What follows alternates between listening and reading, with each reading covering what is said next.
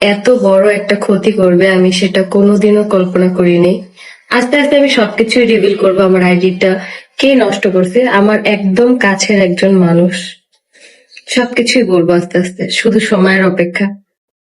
কাছের মানুষ যে এত বড় একটা ক্ষতি করবে আমি সেটা কোনোদিনও কল্পনা করিনি। আস্তে আস্তে আমি সবকিছুই রিভিল করবো। আমার আইডিটা কে নষ্ট করছে, আমার একদম কাছের একজন মানুষ। সবকিছুই বলবো আস্তে আস্তে, শুধু সময়ের অপেক্ষা।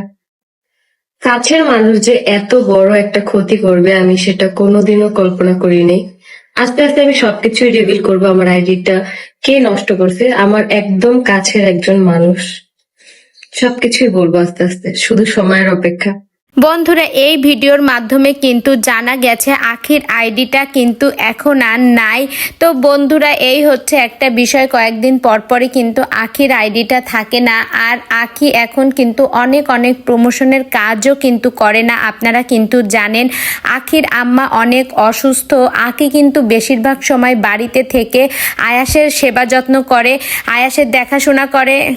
তো বন্ধুরা, এই জন্য কিন্তু আখি অনেক অনেক প্রমোশনের কাজ কিন্তু এখন ছেড়ে দিয়েছে, এখন কিন্তু আর করে না।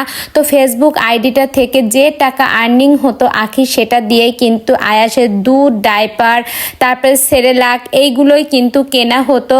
তো এখন কিন্তু আপাতত আখির আইডিটা নেই। এখন কিন্তু আখি আক্তারে আর আখির কোনো ভিডিওই ফেসবুকে পাওয়া যাবে না। এখন শুধু আখিতেই আখির বিভিন্ন ধরনের ভিডিওই পাওয়া যাবে। তো বন্ধুরা, এই হচ্ছে ব্যাপার। তো আখি কিন্তু অনেক অনেক ভেঙে পড়েছে। এখন আখি কি করবে, নিজের চিন্তা না হলেও ছেলের জন্য তো অবশ্যই চিন্তা হয়, কারণ ও তো ছোট বাচ্চা।